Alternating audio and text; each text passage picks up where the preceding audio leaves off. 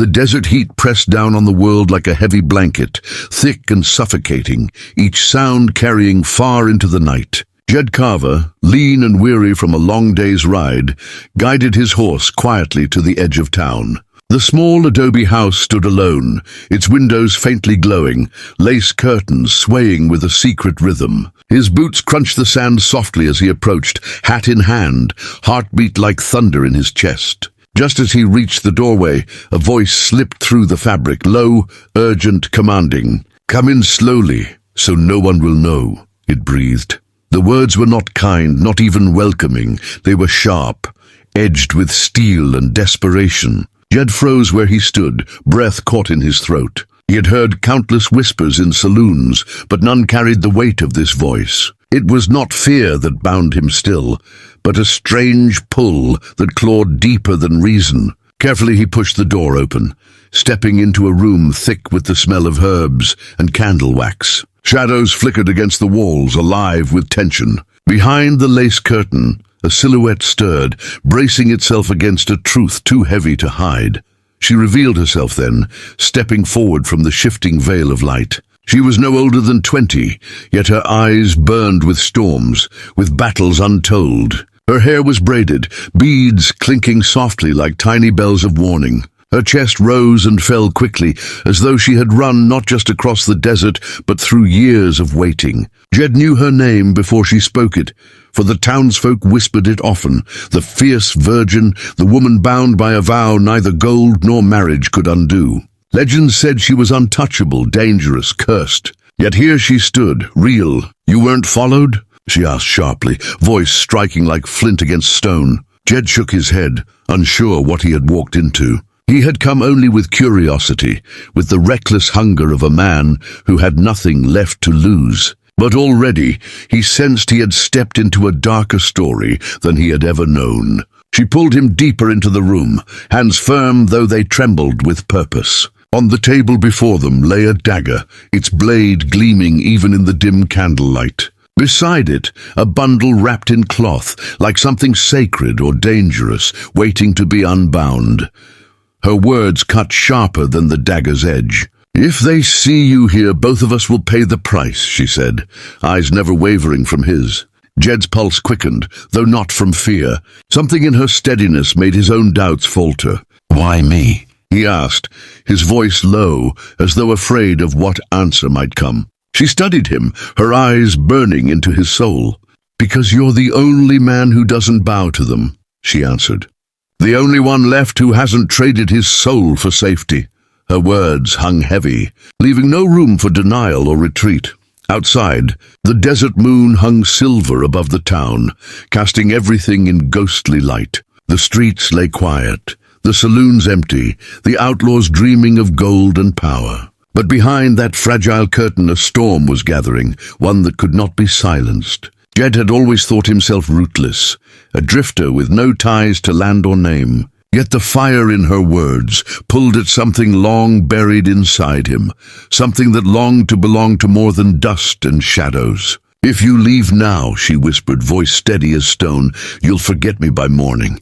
But if you stay, everything changes." Her warning was not wrapped in pleading, it was truth, raw and sharp. "You will be marked," she said, eyes narrowing. "Hunted until your blood feeds the sand. Once you stand with me, there is no turning back." Jed studied her, the candlelight trembling across her strong features, shadows flickering like spirits around her. His heart thundered, but not with fear. He had run from many things in his life, debts, promises, mistakes. But something in her, unyielding and fierce, refused to let him run now. Against all reason, he felt his fate tightening like a rope, pulling him closer to her. The sudden thunder of hooves shattered the silence. A rider galloped past the window, the curtain stirring violently in its wake. Both froze, their breath caught like prey cornered by wolves. For a heartbeat, Jed considered leaving, slipping back into the darkness, letting her burden remain hers alone. But then he looked at her again, at the defiance carved into her gaze, the fire no outlaw could extinguish. And he saw something that called to him, something unbroken in a world full of bent men. Slowly, with deliberate resolve, he set his revolver on the table beside her dagger. Then, Let them come." Her lips parted, not in shock but in recognition, as if she had been waiting for those words all her life. In the quiet that followed, something unspoken passed between them, binding them tighter than any vow spoken aloud. Jed felt it settle in his chest, heavy and sure. He was no longer just a drifter. He had stepped into a fire, and whether it consumed him or forged him, he no longer cared. The fierce virgin's gaze softened, only slightly, as though she allowed herself the briefest flicker of hope. For the first time, her breath slowed, no longer desperate but steady.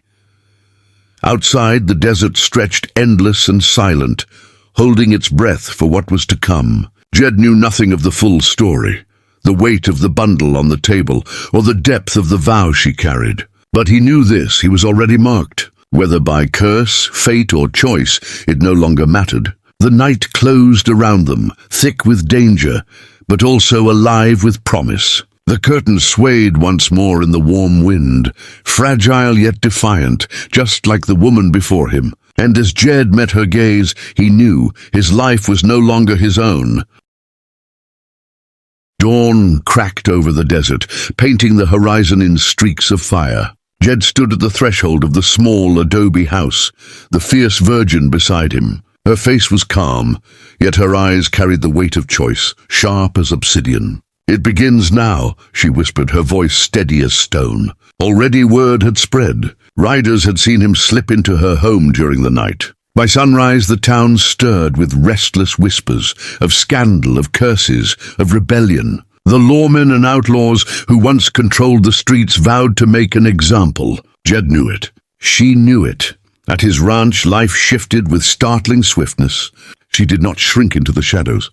Instead, she moved with a presence that commanded respect. Every gesture seemed deliberate, as though each act fit into some unseen pattern.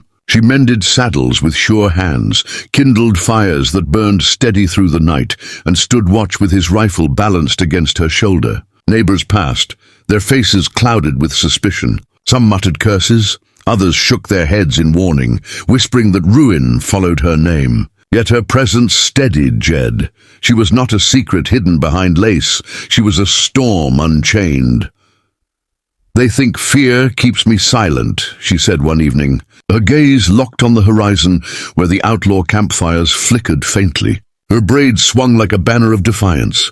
"But fear belongs to them. I will not bow."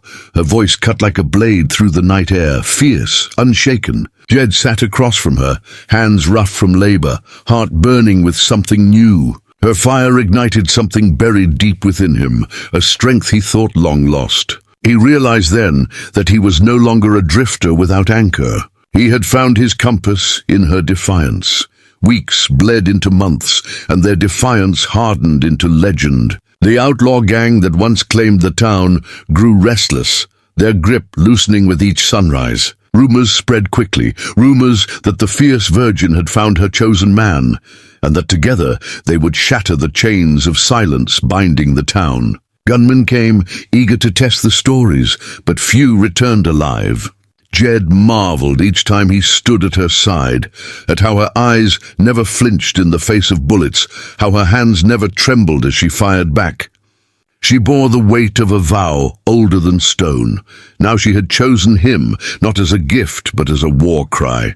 Jed understood her choice was no tender surrender, but a declaration carved into the bones of the desert. Their bond was forged not in ease, but in fire. As seasons changed, the line between fear and faith began to blur. In hushed tones, some townsfolk began to admire them. Children whispered her name with awe, their eyes wide with wonder. Men who once spat curses lowered their gazes when she walked past.